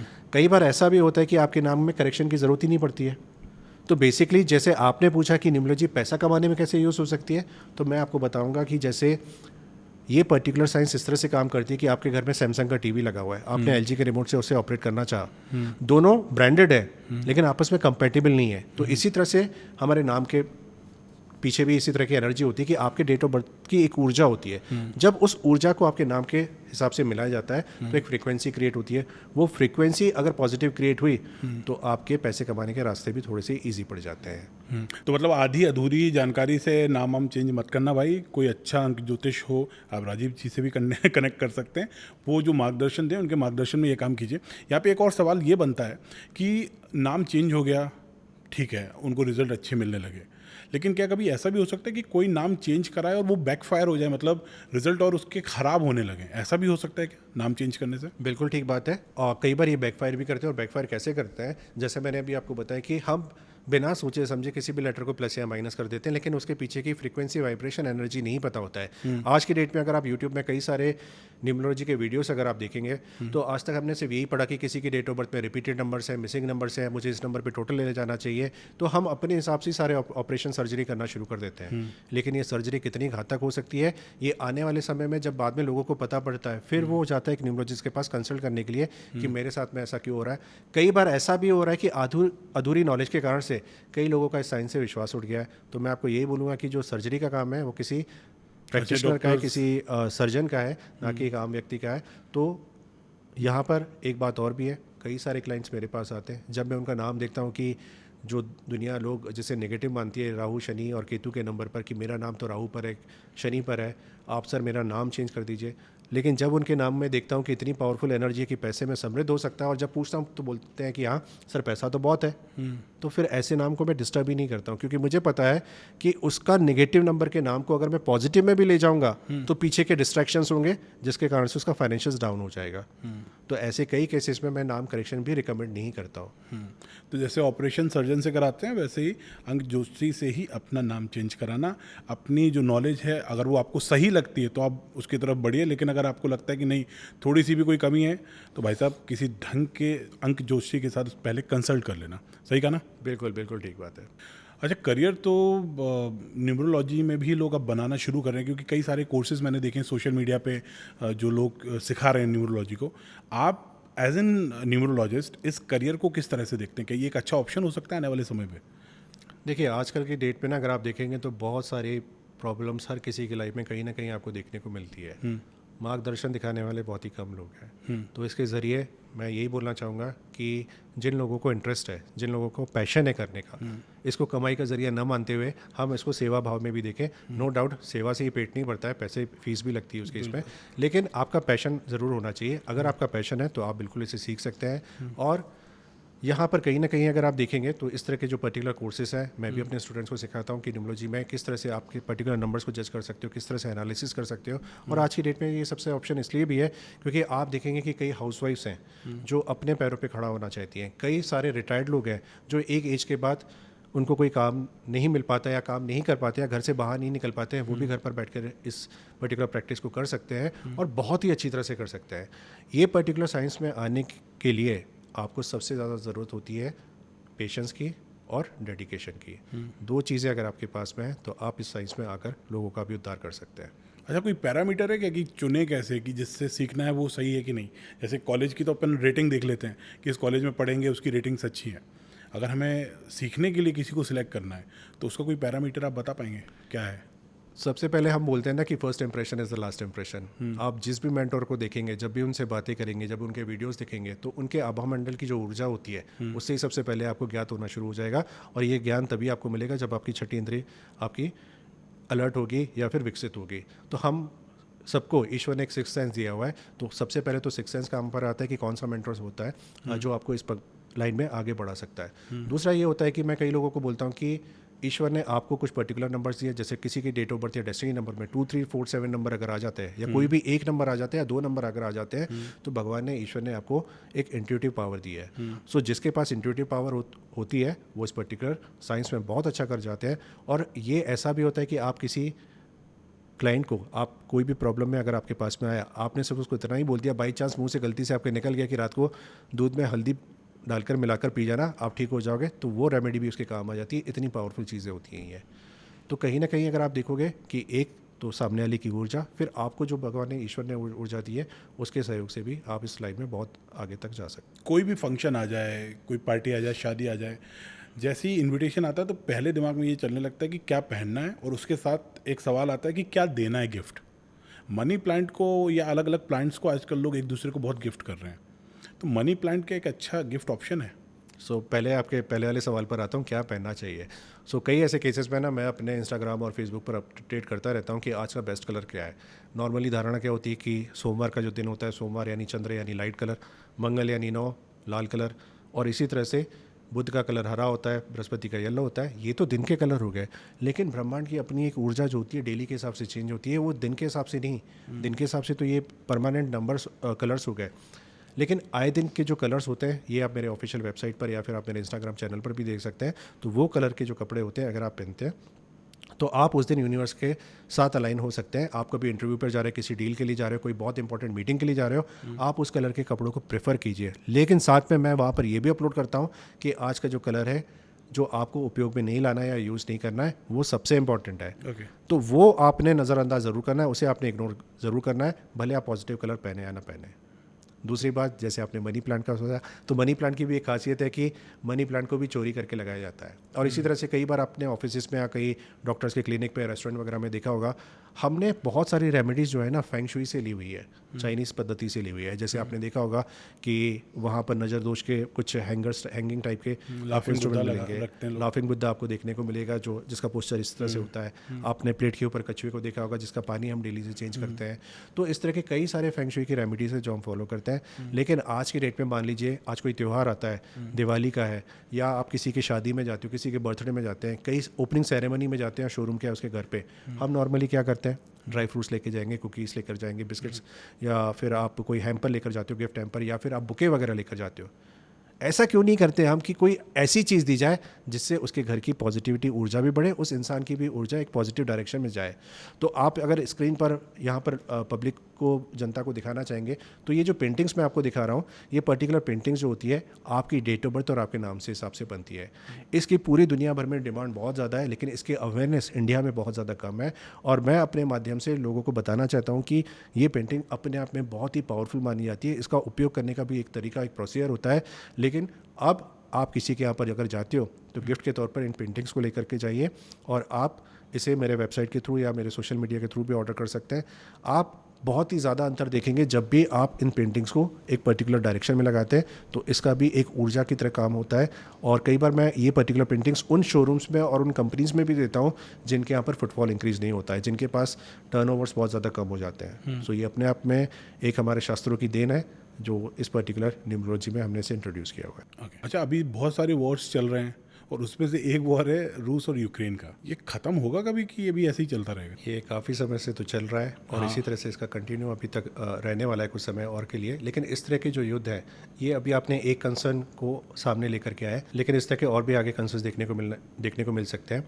और कई कंट्रीज़ के बीच में इस तरह के जो युद्ध है हम आगे देखेंगे। लेकिन सबसे बड़ी बात जो है, इस साल जो है चाइना एक डार्क हॉर्स की तरह उभरेगा। जैसे 2020 में हमने देखा था कि किस तरह कोरोना पूरे दुनिया भर में फैला था एंड उसके पीछे चाइना का कहीं ना कहीं हाथ था। इस तरह से 2024 में भी डार्क हॉर्स की तरह चाइना उभर कर आएगा, जिसके कारण से मैक्सिमम कंट्रीज़ में प्रॉब्लम्स देखने को मिलेंगी। नो डाउट इंडिया भी उसमें से एक अफेक्टेड होगा, लेकिन India would be the least impacted country, क्योंकि यहाँ की जो हालत है, यहाँ की जो सिचुएशन है वो एक मजबूत हाथों में है। तो कहीं ना कहीं जब भी सत्ता एक मजबूत हाथ में होती है, वहाँ का जो इम्पैक्ट होता है उतना ज़्यादा बुरा नहीं देखने को मिलेगा। ओके, तो ये युद्ध चलता रहेगा ऐसे ही कुछ समय तक, तो अभी और चलेगा, खींचेगा। और आपका कहना है कि चाइना इस साल थोड़ा उधम मचा सकता है? इस साल की जो पावर है, जो सबसे ज़्यादा एनर्जी है, वो चाइना के तरफ जा रही है। और चाइना बहुत अच्छा कर दे, ये तो बहुत ही कम देखने को मिलेगा। और वैसे भी हमने इकोनॉमी वाइज देखा है कि किस तरह से भारत ऊपर अपने ग्रेड को बढ़ाता जा रहा है। कहीं ना कहीं चाइना इस बात का खतरा महसूस कर रहा है। हमने ये भी सुना कि सरकार ने ऐलान किया हुआ है कि 2028 तक इंडिया ऐसी कंट्री बनेगी जहाँ पर एक तरह से ऑटोमोबाइल हब जो है पूरी दुनिया भर का, वो इंडिया में देखने को मिलेगा। जिस तरह से हमारी इकोनॉमी आगे बढ़ रही है और जिस हिसाब से यहाँ पर एम्प्लॉयमेंट्स वगैरह सब कुछ ठीक होते नज़र आ रहा है, कहीं ना कहीं चाइना को एक बहुत बड़ा कंसर्न दिख रहा है। आप अगर देखेंगे कि जिस तरह से प्रधानमंत्री जी ने मेड इन इंडिया का एक फ्लैगशिप चलाया था, एक प्रथा चलाई थी, वो किस तरह से अब इंडिया की जो कंट्रीज़ हैं अब बाहर देश विदेशों में एक्सपोर्ट कर रही है, जिसके कारण से चाइना को एक बहुत बड़ा कंसर्न, एक बहुत बड़ा इशू देखने को मिल रहा है। तो इस साल की जो एनर्जी है चाइना के पक्ष में है, लेकिन हमारे ऊपर इतनी विपत्तियाँ नहीं आएंगी क्योंकि हम एक मजबूत हाथों में हैं। अच्छा, मैं तो जब भी चाइना का नाम चलता है सामने ना, तो मेरे को वो वेलकम फिल्म याद आ जाती है। हम बढ़ रहे हैं, तो मैं चाइना के लिए यही कहूँगा कि जलता है मजनू। बिल्कुल ठीक बात। अच्छा, और मुझे ये भी पता है कि पूरे पॉडकास्ट में आप इंतज़ार कर रहे होंगे कि कब आपके पर्टिकुलर डेट ऑफ बर्थ वाला जो नंबर है उसकी बात की जाए। तो हम पॉडकास्ट में बात करते रहेंगे, लेकिन रैंडमली करेंगे। और अभी जो नंबर है जिसकी बात कर रहे हैं, बड़ा लीडरशिप वाला नंबर आपने बोला, 1 नंबर। तो 1 नंबर के बारे में और क्या खास चीज़ें हैं, उन्हें क्या करना चाहिए, क्या नहीं करना चाहिए, एक छोटा सा अगर उनके बारे में आप पूरा डिटेल हमको दें। सो 1 नंबर किसका हुआ? जैसे आपने बोला लीडर का नंबर, अमिताभ जी का वो डायलॉग याद आता है कि जहाँ मैं खड़ा होता हूँ लाइन वहीं से शुरू होती है। सो कहीं ना कहीं अगर आप देखेंगे कि बहुत ही इम्पैक्टफुल नंबर माना जाता है। आप 1 नंबर के केस में अगर आप देखोगे किसी के आगे झुकेगा नहीं, किसी के मानेगा नहीं, वो एक लीडरशिप का नंबर है, वो एक मैनेजर का नंबर है, एक अथॉरिटी का नंबर है। तो वो किसी के अंडर में काम करना पसंद नहीं करते, वो चाहते हैं कि मैं जो इंस्ट्रक्शन दूँ वो दुनिया फॉलो करे, वो लोग उसे फॉलो करें हमेशा से। 1 नंबर की बहुत ही अच्छी आपको बात बताता हूँ कि सबसे पहले कि 1 नंबर के केस में अगर आप देखोगे कि इनका सबसे पॉजिटिव चीज़ यही होती है कि वो अपनी फिटनेस को जब भी मेंटेन करेंगे, इनके काम ऑटोमेटिकली आपके बनते जाएंगे। थोड़ा भी अगर गेन होता है कोई भी हेल्थ वगैरह में, तो कहीं ना कहीं इस तरह से थोड़ा सा नेगेटिव माना जाता है। तो 1 नंबर के फेस पर अगर आप देखोगे तो आपको अलग से तेज देखने को मिलेगा। 1 नंबर वाला जब भी बात करेगा ना, उसके बातों में एक इम्पैक्ट क्रिएट होता है, लोग उनकी बातों को सुनते हैं। और 1 नंबर के लिए एक बात और होती है कि 1 नंबर वाले जब भी गवर्नमेंट अथॉरिटी से के साथ में कनेक्शन रखते हैं, उनके साथ उठना बैठना होता है, मेल जोल बढ़ता है, 1 नंबर के काम ऑटोमेटिकली अपने आप बनते जाते हैं। अच्छा, मेरी बात हो रही थी 1 नंबर में, और मोटापे पे थोड़ा काम करना है तो वो अपन कर लेंगे, लेकिन उसके बाद फिर से बढ़िया हो जाएगा। बिल्कुल है ना? बिल्कुल। तो आगे बढ़ते हैं, अब नंबर 3 की बात करते हैं। 3 नंबर किसका माना जाता है? सो 3 नंबर बृहस्पति ग्रह का नंबर है, यानी जुपिटर का, जिसे हम जानते हैं कि planet of knowledge and wisdom. तो ये जो 3 नंबर वाले हैं, इनकी क्या खासियत है? इनके लिए कलर कौन सा अच्छा हो सकता है? किस कैटेगरी के जो करियर ऑप्शन है वो इनके लिए ठीक रहते हैं ओवरऑल अगर बात सबसे अच्छी बात बताना चाहूँ तो 3 नंबर के लिए बोला जाता है कि पिछले जन्म के इनके कर्म बहुत अच्छे थे, जिसके कारण से उनको 3 तारीख को डेट ऑफ बर्थ हुआ। सो 3 बार 21 और 30 ये सारे उसी डेट ऑफ बर्थ पे उस नंबर पे आ जाते हैं। आप 3 नंबर को देखना कि बच्चे से लेकर बड़े तक ये बहुत ही ज़्यादा ज्ञानी आपको देखने को मिलेंगे। और कई बार आप कोई भी चीज़ का डिस्कशन करोगे ना, तो एक ही चीज़ उनके मुंह से निकलती है, ये तो मुझे पता था, ये तो मुझे आता है।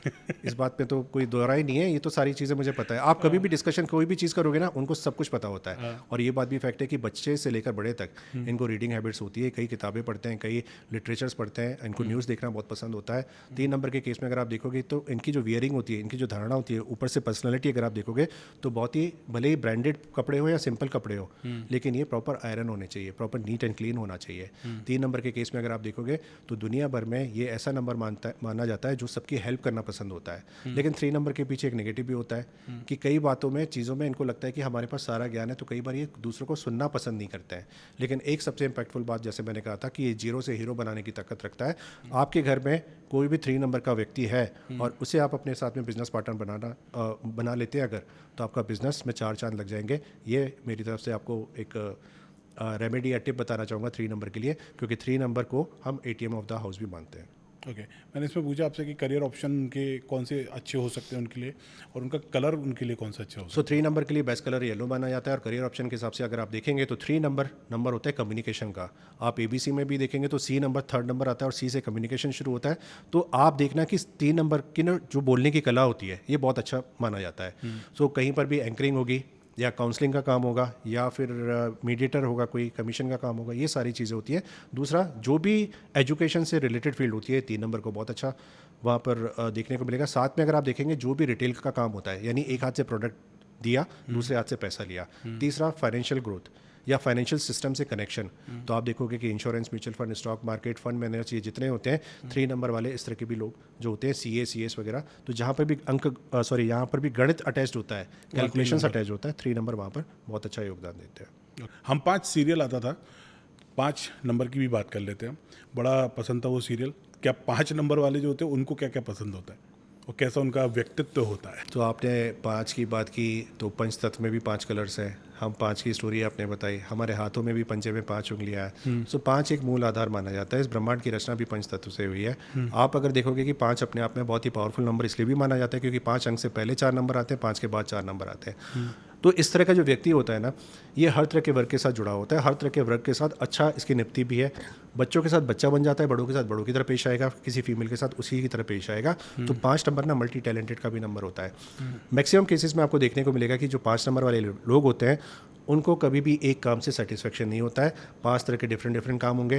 कोई रेंटल से कमाएगा, कोई स्टॉक मार्केट में इन्वेस्टमेंट से कराएगा, कोई फुल टाइम जॉब करेगा तो पार्ट टाइम भी होगा। तो कहीं ना कहीं मल्टीपल सोर्स ऑफ इनकम ज़रूर होंगे। 5 नंबर के केस में आप देखना कि इस तरह के जो लोग होते हैं ना, बड़े ही ज़्यादा फैशनेबल होते हैं, फैशन ट्रेंड्स, लेटेस्ट चीज़ों को बहुत ज़्यादा फॉलो करते हैं। तो जितने भी नए ट्रेंड्स के कपड़े आपको देखेंगे वो 5 नंबर के केस में आपको देखने को मिल जाएगा। 5 नंबर के केस में एक ऐसा है कि इनको फ्रीडम पसंद है। जैसे स्प्रिंग होती है, स्प्रिंग को अगर आपने ज़्यादा देर तक दबा के रखा तो उसी पावर से डबल बाउंस बैक भी करता है। तो आपके घर में अगर 5 नंबर का कोई बच्चा है तो आपको चिंता करने की ज़रूरत नहीं है। बस उसके ऊपर आपने शिकंजा नहीं कसना है, उसे फ्रीडम देकर रखिए। वो कहीं ना कहीं इस दुनिया के हिसाब से आपको ऐसी ऐसी चीज़ें करके दिखाएगा, ऐसी बातें करके दिखाएगा कि आपको उसके लिए कभी सोचने की ज़रूरत नहीं पड़ेगी, ना आपको उसके टेंशन की ज़रूरत पड़ेगी। 5 नंबर वाले को खासकर एथलीट में या मान लीजिए कि आउटडोर एक्टिविटीज़ में इंडल्स होना बहुत ज़्यादा ज़रूरी होता है, तब जाके उसके शरीर की जो ऊर्जा होती है ये बैलेंस होना शुरू होती है। सो 5 नंबर के केस में दूसरा अगर आप देखोगे कि जितने भी इंपोर्ट एक्सपोर्ट के काम होते हैं या जहाँ पर भी कम्युनिकेशन की बात आती है, जहाँ टेलीकॉम की बात आती है, आईटी सेक्टर की बात आती है, इस तरह की जो फील्ड होती है इनके लिए सबसे बेस्ट मानी जाती है। और फेवरेट कलर इनके लिए सो फेवरेट कलर की अगर मैं बात करूँ तो 5 नंबर के लिए सबसे बेस्ट कलर ग्रीन को माना जाता है। ओके, तो मतलब आज़ादी इनको बहुत प्यारी है और पैसा कमाने की पूरी जिम्मेदारी है।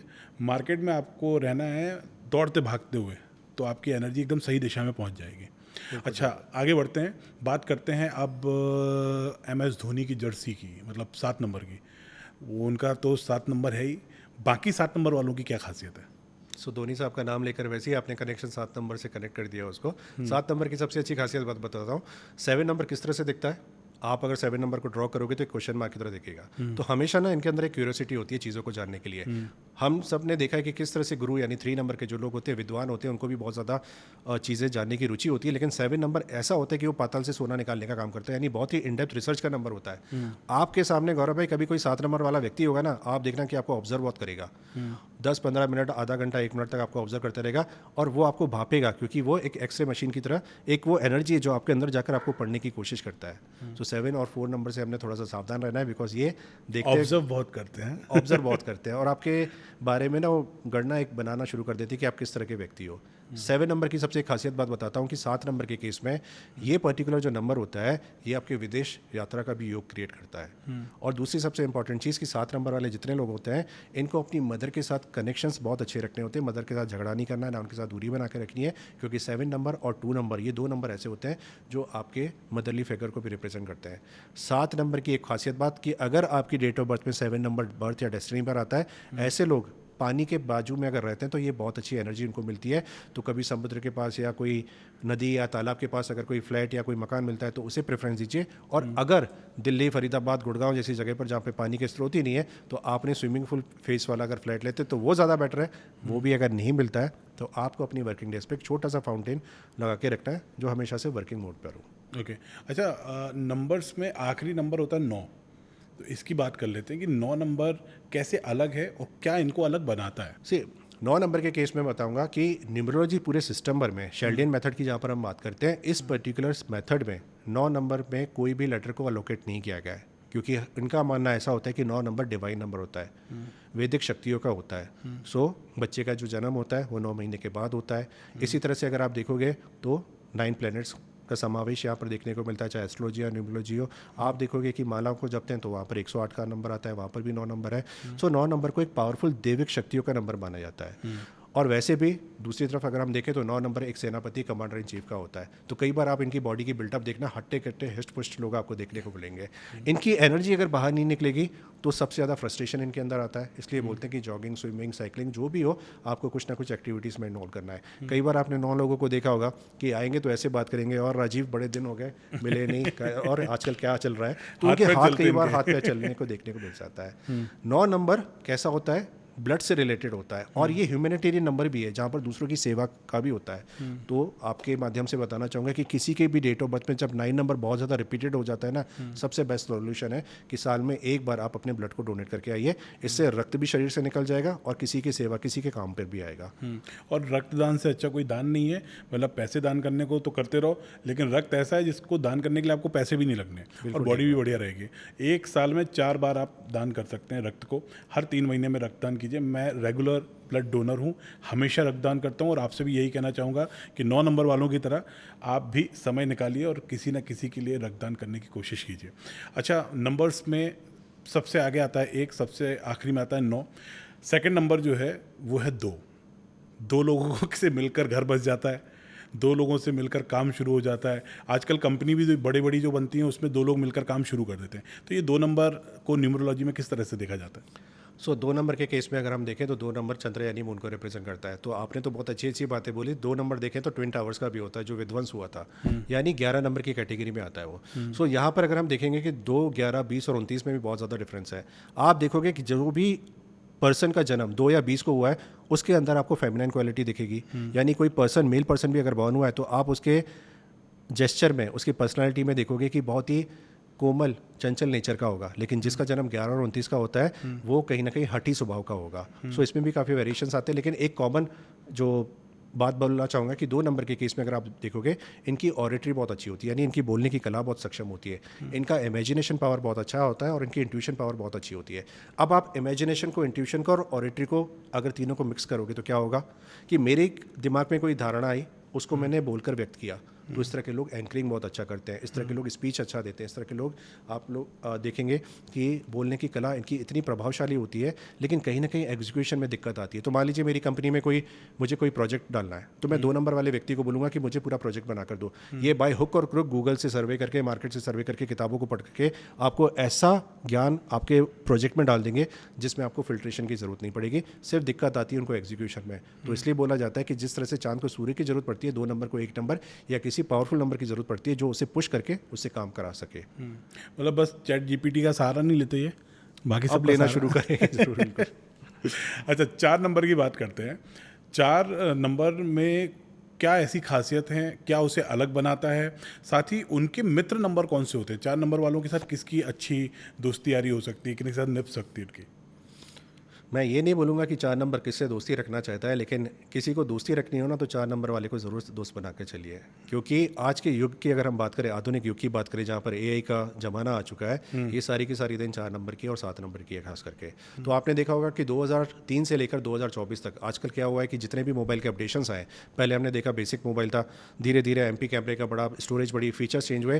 कंपनीज ने क्या किया पिछले 20 साल में, आज तक जितनी भी कंपनीज आई, बहुत सारे कंपनीज ने पैसा बनाया हुआ है। आईफोन 12, 13, 14, 15 में फ़र्क क्या होता है? सिर्फ 1 या 2 फीचर्स का, लेकिन प्राइस 10 से 15 हज़ार बढ़ जाता है। तो ये जो नई चीज़ों, आज के आधुनिक के हिसाब से जितना भी आप नया अपडेशन करते हो, ये राहु की देन होती है। तो पैसा किसने बनाया? राहु ने बनाया। तरीका किसको पता? राहु को पता। आज आपके दिमाग में क्या चल रहा है, आपकी रिक्वायरमेंट क्या है, ये राहु को पता होता है। तो राहु आपके दिमाग को पढ़ना जानता है। तो राहु पैसा बनाकर बहुत निकलता है। तो मैं तो यही बोलना चाहूँगा कि राहु से दोस्ती बनाकर चलिए और ये आपको बहुत कुछ दे करके जाएगा। तो 4 नंबर वालों के पास प्लानिंग, एग्जीक्यूशन बहुत अच्छी होती है। एक्चुअली इनकी प्लानिंग बहुत अच्छी होती है। किसी भी घर में अगर 4 नंबर का बच्चा है तो आपके घर में कोई बर्थडे पार्टी होती है, आपके यहाँ पर पूजा हवन होता है, 4 नंबर वाले से कराइए, उनकी प्लानिंग बहुत ही ज़ोरदार होती है। दूसरा ये बोलना चाहूँगा कि कई लोगों को शिकायत होती है कि राहु शनि बहुत ही दुर्भाग्यपूर्ण नंबर होते हैं, नेगेटिव नंबर्स हैं। ऐसा नहीं है। लेकिन अगर आपके दिमाग में ऐसी बात अगर होती है, 2 तरह की चीज़ें होती हैं कि एक इंसान का जो व्यवहार होता है वो 2 चीज़ों से नापा जाता है। तो हम पहले बोलते हैं कि इसके संस्कार कितने अच्छे हैं। तो बच्चे के अंदर संस्कार बहुत अच्छे हो सकते हैं, लेकिन बच्चा जैसे जैसे बड़ा होता जाता है उसकी संगत डिसाइड करती है कि आगे उसका रास्ता क्या होगा। तो संस्कार अगर अच्छे हैं तो कहीं ना कहीं संगत उसे बिगाड़ देती है। तो आपके घर में कोई 4 नंबर का अगर बच्चा है ना, उसकी संगत किससे, लोगों के साथ में, उसका थोड़ा सा ध्यान देना होता है। और एक सबसे पावरफुल चीज़ अगर बताता हूँ, राहु को ठीक करने के लिए आपको केतु की रेमेडी करनी होती है। यानी इस बच्चे को आपने पूजा पाठ में डालना है, आपने कभी भी मंदिर गुरुद्वारों में अगर आप दर्शन करने जाते हो, माथा टेकने जाते हो, 4 नंबर के वाले बच्चे को आप साथ में लेकर जाइए, हो सके तो उससे मेडिटेशन कराइए। 4 नंबर ऐसा नंबर होता है कि जब अपने पॉजिटिव पर आ जाए, कंस्ट्रक्टिव वे में अगर आ जाए तो ये चाणक्य नीति को यूज़ करता है, और यही नंबर जब नेगेटिव में आ जाता है तो ये शकुनी नीति को यूज़ करता है। तो अब आपने डिसाइड करना है कि आपके घर में जो 4 नंबर वाला है आपको किस डायरेक्शन में उसको लेके जाना है। Correct correct. अच्छा, क्रिकेट का टाइम चल रहा है और क्रिकेट में सबसे बड़ा शॉट 6 नंबर, तो 6 नंबर को न्यूमरोलॉजी किस तरह से देखता है? तो जैसे क्रिकेट में छक्का लगता है तो सबसे ज़्यादा वैल्यू उसी की मानी जाती है, बिल्कुल। इसलिए पूरे न्यूमरिक सिस्टम में भी 6 नंबर सबसे ज़्यादा वैल्यू को क्रिएट करता है। तो 6 नंबर जैसे शुक्र को रिप्रेजेंट करता है। अगर आप देखेंगे किसी भी चीज़ में, प्रोडक्ट्स या सर्विसेज में शुक्र का इन्फ्लुएंस अगर होता है तो ऑटोमेटिकली उसके जो प्राइस है 10 गुना, 20 गुना, 30 गुना तक बढ़ जाते हैं। सबसे सिंपल उदाहरण आपके सामने आईफोन्स के हैं कि आईफोन के जो फीचर्स हैं या बाकियों के फीचर्स हैं 19-20 का या थोड़ा बहुत फ़र्क होगा, लेकिन आईफोन का क्रेज़ एक अलग है। तो कहीं ना कहीं शुक्र का जहाँ पर भी आपकी लाइफ में इन्फ्लुएंस आ जाता है ना, वहाँ पर प्रोडक्ट की चीज़ें ऑटोमेटिकली वहाँ पर बढ़ जाती है। लेकिन 6 नंबर के प्रधान लोगों का जो भी रूलिंग नंबर होता है, उनका मेन कर्तव्य कहाँ होता है? अपने परिवार के लिए। तो परिवार के साथ इनका जितना अटैचमेंट होगा, परिवार के साथ इनका जितना योगदान होगा, कंसर्न होगा, केयर होगा, उतना ज़्यादा ये बढ़ोतरी करेंगे।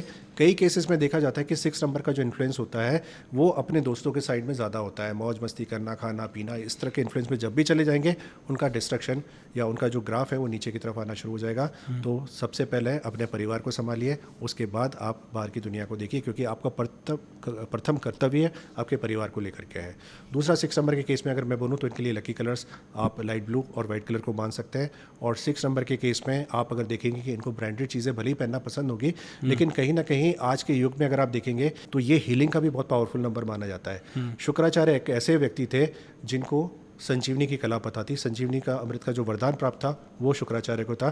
तो बेस्ट ऐसे केस में अगर आप देखेंगे तो हीलिंग वाला जो भी पर्टिकुलर सेक्टर होता है या डॉक्टरी का जो पेशा होता है, ये 6 नंबर सबसे बेस्ट वहाँ पर अपना परफॉर्मेंस देते हैं।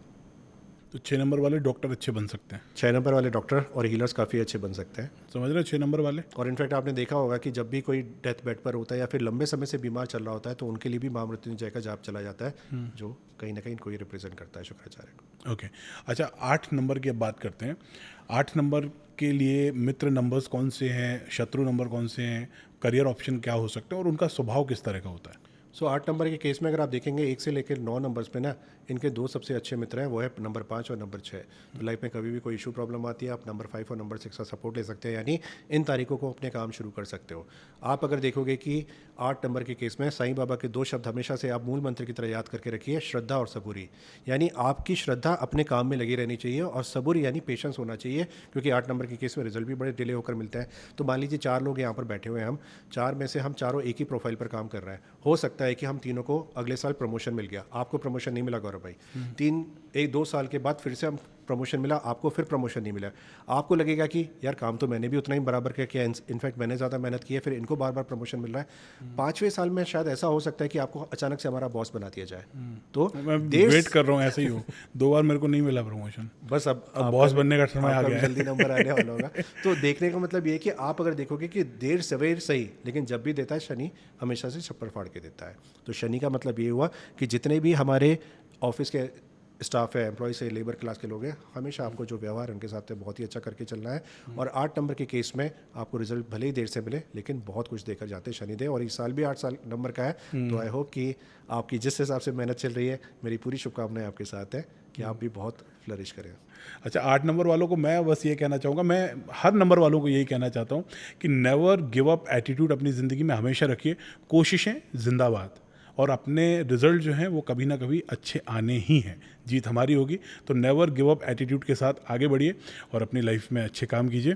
बात करते हैं एक ऐसे बेसिक टिप की या एक ऐसी बेसिक प्रैक्टिस की जो कोई भी आदमी आराम से कर सकता है। जाते जाते मैं चाह रहा हूँ कि कोई एक ऐसा टिप या एक कोई ऐसी प्रैक्टिस आप बताएं। तो सबसे पहले मैं सबको यही बताना चाहूँगा कि आप सुबह जैसे ही उठकर बिस्तर पर बैठते हो तो सबसे पहले आपने 21 बार ओम श्री सूर्यदेवाय नमः का जाप करना है। इस जाप से होगा क्या कि आपके अंदर सूर्य के जितने जो एनर्जी है वो क्रिएट होगी। नहीं तो हम क्या होता है कि सुबह जैसे ही उठते थोड़े लथार्जिक होते हैं, थोड़े से लेजी टाइप के होते हैं। और करना यह है कि पहला पैर जो ज़मीन पर रखना है, उसके लिए मैं दूसरा एक टिप देना चाहूँगा कि आप देखोगे कि हमारी 2 नाड़ियाँ होती हैं, चंद्र नाड़ी और सूर्य नाड़ी। तो एट अ टाइम, कभी आपने शायद ऑब्जर्व ना किया हो, लेकिन एट अ टाइम एक ही नाड़ी एक्टिवेटेड होती है। तो लेफ्ट होता है चंद्र, राइट होता है हमारा सूर्य का। तो जो भी नाड़ी से आप इनहेल और एक्सेल कर रहे होते हो, पहले यूनिवर्स के साथ अलाइन करने के लिए पहला कदम जमीन पर आपका उसी साइड का होना चाहिए। ये पर्टिकुलर अलाइनमेंट्स होते हैं जो 1 से 1.5 घंटे में 1 या 2 मिनट के लिए चेंज होते हैं, जब दोनों नाड़ियाँ चलती हैं। तो जब, लेकिन आप सुबह उठोगे तो कोई एक नाड़ी चलेगी, और इसी तरह से आप घर से पहला कदम जो बाहर रखते हो, किसी ऑफिस में, किसी फैक्ट्री में जाते हो, कहीं अपने क्लाइंट के साथ मिलने जाते हो, और वापस जब घर आते हो, इन तीनों चारों जगह पर भी आपको पहला कदम वही रखना है जो नाड़ी आपकी एक्टिवेटेड होती है। तो लेफ्ट, अगर चंद्र नाड़ी एक्टिवेटेड है तो पहला लेफ्ट पैर आपने रखना है, राइट पैर तभी रखना है जब आपका राइट नोज एक्टिवेटेड हो। इससे ये होता है कि आप यूनिवर्स एनर्जी के साथ अलाइन होना शुरू होते हो और आपके काम वहाँ पर बनने शुरू होते हैं। शायद विश्वास नहीं हो रहा होगा गौरव भाई, लेकिन आप इसको रियल टाइम पर करके देखना, इसके बड़े ही अमेजिंग और फैंटास्टिक रिजल्ट होते हैं। और लास्ट, जिन घरों में भी बहुत ज़्यादा झगड़े होते हैं, जिन घरों में भी आप देखोगे कि बहसबाजी बहुत होती है, पिता पुत्र में, हस्बैंड वाइफ में, किसी में भी, आप देखोगे कि इन सब का असर पानी के अंदर बहुत जल्दी देखने को मिलता है। पुरातन समय से हम देखते हुए आ रहे हैं कि ऋषि मुनियों के टाइम से जब उनको श्राप देना होता था तो कमंडल से जल निकालते थे, कुछ मंत्रों का उच्चारण करते थे, और उनके लिए वही हथियार होता था, उसी से ही सामने वाले को श्राप देते थे। आज भी देखोगे कि कोई भी रिलीजियस प्लेसेस जब होती है तो हम सबसे पहले क्या करते हैं, जल लेकर के आते हैं। तो उसके बाद जब आरती होती है, हवन होती है, संस्कृत के श्लोकों का उच्चारण होता है, तो जब पावरफुल मंत्रों का प्रयोग होता है, उसके बाद ये जल जो होता है अमृत का रूप ले लेता है और फिर हम सबको वितरित करते हैं। तो क्या हुआ, जल से अमृत का फॉर्मेशन हुआ। यानी पानी के अंदर इतनी पावर होती है कि आपकी सारी बातों को खींचता है। तो जिस घरों में बार बार झगड़े हो रहे हैं, पानी उसी चीज़ को रिटेन कर रहा है। तो हमने करना ये होता है कि आप अमेजोन से या फ्लिपकार्ट से या कहीं पर भी मार्केट इलेक्ट्रिक शॉप से एक 230 से 300 रुपये का एक मंत्रों के जाप का एक इंस्ट्रूमेंट आता है, जिसे प्लग इन करके आप अपने हिसाब से उसे प्ले कर सकते हैं। तो जहाँ पर भी पानी का स्रोत है आपके घर में, जहाँ पर भी पानी रखा हुआ है, वहाँ पर 24 घंटे इसको चला के रखिए। आप देखेंगे कि आपके घर में जो जितने भी मेंबर्स हैं, धीरे धीरे उसके आचरण में, उसके व्यवहार में किस तरह से चेंज आता है। Okay, thank you so much ये सारी जानकारियाँ हमारे साथ शेयर करने के लिए राजीव जी। जी, थैंक यू। आपको बहुत बहुत धन्यवाद कि आपने एक अपॉर्चुनिटी दी यहाँ पर अपनी बातों को रखने के लिए, और मुझे लगता है कि इन बातों को सुनने के बाद जब लोग इसे फॉलो करेंगे तो आपके प्लेटफॉर्म के माध्यम से, आपके इस पॉडकास्ट के माध्यम से भी उनको काफ़ी बेनिफिट होंगे। Thank you so much. तो देखो दोस्त, अब अपन क्लोजिंग की तरफ बढ़ रहे हैं, और मेरा मानना ये है कि हर किसी के हिस्से में, हर किसी की ज़िंदगी में कहीं ना कहीं मुश्किलें और गम हैं, और हमारी दुआ है कि वो गम और मुश्किलें जल्दी से जल्दी ख़त्म हो। न्यूरोलॉजी इस पर किस तरह से सपोर्ट कर सकती है, इसके बारे में आज हमने बात की है, और जो बातें की हैं उनसे आपकी लाइफ में कुछ फ़र्क पड़े, ऐसी हमारी कोशिश है। अगले बार जब हम फिर से मिलेंगे नए शो में, तो फिर कुछ ऐसा लेकर आएंगे जो आपकी लाइफ में कुछ वैल्यू ऐड कर सके। तब तक स्वस्थ रहिए, मस्त रहिए, व्यस्त रहिए, और जीवन में सोशल मीडिया पर जो हमारे प्लेटफॉर्म्स हैं उन पर हमारे साथ जुड़ने के लिए, हमें फॉलो करने के लिए जो लिंक्स हमारे डिस्क्रिप्शन में दी गई हैं उनसे ज़रूर जुड़िए। अगले शो में जल्दी मुलाकात होगी। मैं हूं गौरव और यह है RJ Gaurav talks. Thank you.